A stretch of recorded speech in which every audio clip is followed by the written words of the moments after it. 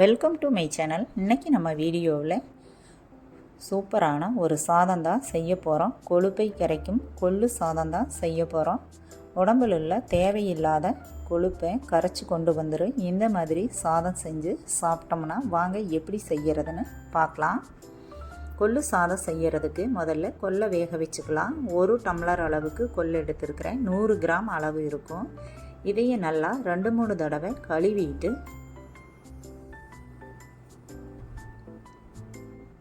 2 tumbler அளவுக்கு தண்ணி ஊற்றி வேக வச்சு எடுத்துக்கலாம். கொள்ளு அரை மணி நேரத்துக்கு ஊற விட்டுறலாம். கொள்ளு ஊறுனா தான் சாதம் நல்லாயிருக்கும். அரை மணி நேரம் கழித்து கொஞ்சமாக எண்ணெய் ஊற்றிட்டு மூடி போட்டு குக்கரை அடுப்பில் வச்சு 4 விசில் வச்சு எடுத்துக்கலாம்.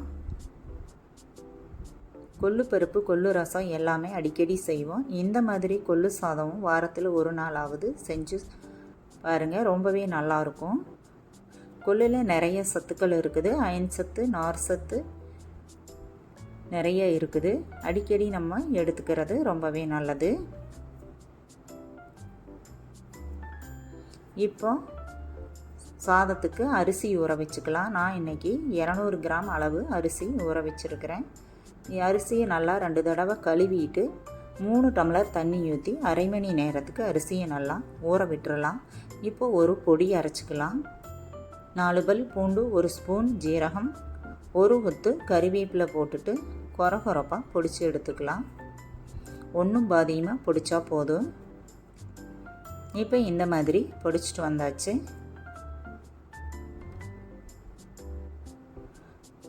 கொள்ளு சாதத்துக்கு 100 கிராம் அளவுக்கு சின்ன வெங்காயம் எடுத்து வச்சுருக்கிறேன். 1 தக்காளி கட் பண்ணி வச்சுருக்கிறேன். 2 பச்சை மிளகாய் கட் பண்ணி எடுத்து வச்சுருக்கிறேன். இப்போ குக்கரை ஓப்பன் பண்ணி பார்க்கலாம்.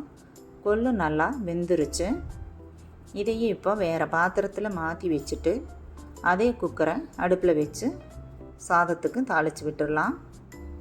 கொள்ளில் இருக்கிற தண்ணியை வடித்து வச்சுக்கலாம். அரை டம்ளர் அளவுக்கு தண்ணி இருக்குது.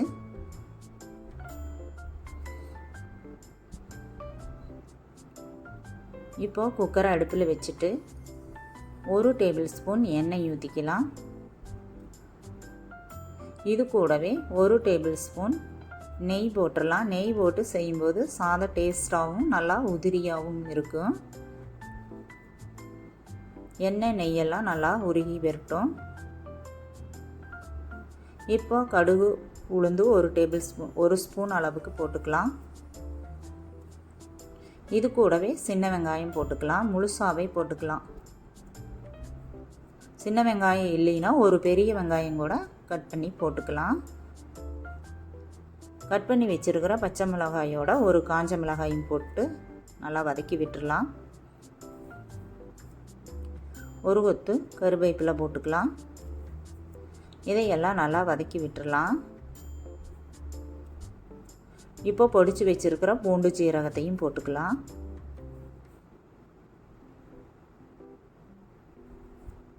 இந்த சாதம் மத்தியானம் லஞ்சுக்கு கூட செய்யலாம். சீக்கிரமாக ஒரு 1/4 மணி நேரத்தில் செஞ்சிடலாம். லஞ்ச் பாக்ஸ் கூட கொடுத்து விடலாம். 1 தக்காளி கட் பண்ணி வச்சுருக்கிறோமெல்லாம் அதையும் போட்டுக்கலாம். இதையெல்லாம் நல்லா வதக்கி விட்டுடலாம்.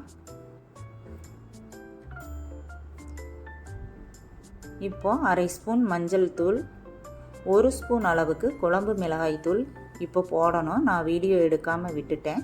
நீங்கள் இந்த சமயத்தில் 1 ஸ்பூன் அளவு குழம்பு மிளகாய் தூள் போட்டுக்குங்க. இப்போ வேக வச்சுருந்தா கொள்ளை இதோட சேர்த்து விட்டுடலாம்.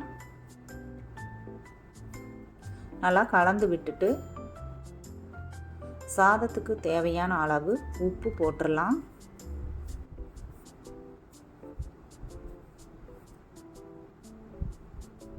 ஒரு தடவை கலந்து விட்டுட்டு அந்த கொள்ளு வேக வச்சுருந்தா தண்ணியும் இதோட சேர்த்திட்டு ஒரு 3 நிமிஷத்துக்கு வேக விட்டுறலாம். மூடியை மேலாப்பில் வச்சு விட்டு 3 நிமிஷம் போல் கொள்ளை வேக விட்டுறலாம். அப்போ தான் கொள்ளுலேயும் உப்பு காரமெல்லாம் பிடிச்சி நல்லா வெந்து வரும்.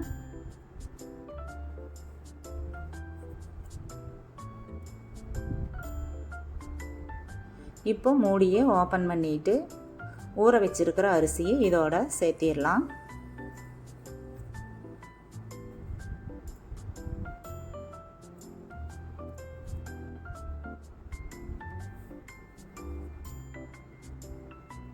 ஒரு தடவை கலந்து விட்டுட்டு நல்லா கொதிச்சு வரட்டும். மூடியை மேலாப்பில் வச்சு விட்டுடலாம். சாதம் நல்லா கொதித்து வெந்து வரட்டும். இப்போ நல்லா கொதிக்க ஆரம்பிச்சிருச்சு. நல்லா கலந்து விட்டுட்டு மூடியை போட்டு அடுப்பை சிம்மில் வச்சு 3 விசில் வச்சு எடுத்தோம்னா நல்லா நெய் வாசனையோட உதிரியாக சாதம் சூப்பராக ரெடியாகிரும். வெயிட் போட்டு விட்டுறலாம். இப்போ விசில் வந்து ப்ரெஷரெல்லாம் ரிலீஸ் ஆகிருச்சு. குக்கரை ஓப்பன் பண்ணி பார்க்கலாம். சூப்பராக மணக்க கொள்ளு சாதம் ரெடியாகிருச்சு. கலரே ரொம்ப சூப்பராக இருக்குது.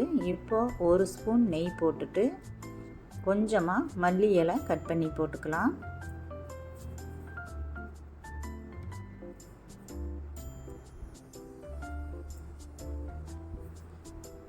இதையெல்லாம் ஒரு தடவை நல்லா பிரட்டி விட்டுடலாம்.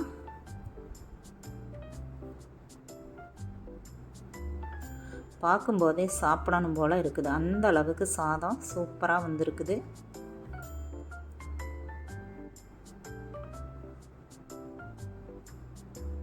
கொள்ளு வாசத்தோட சாதம் ரொம்பவே சூப்பராக இருக்குது.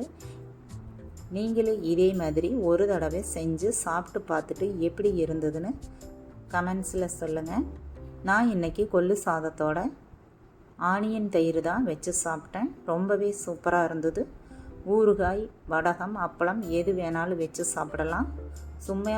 சும்மாவே சாப்பிடவும் ரொம்பவே சூப்பராக இருக்கும். நீங்களே செஞ்சு சாப்பிட்டு பார்த்துட்டு எப்படி இருந்ததுன்னு சொல்லுங்கள். லைக் பண்ணுங்கள், ஷேர் பண்ணுங்கள், கமெண்ட் பண்ணுங்கள். தேங்க்யூ.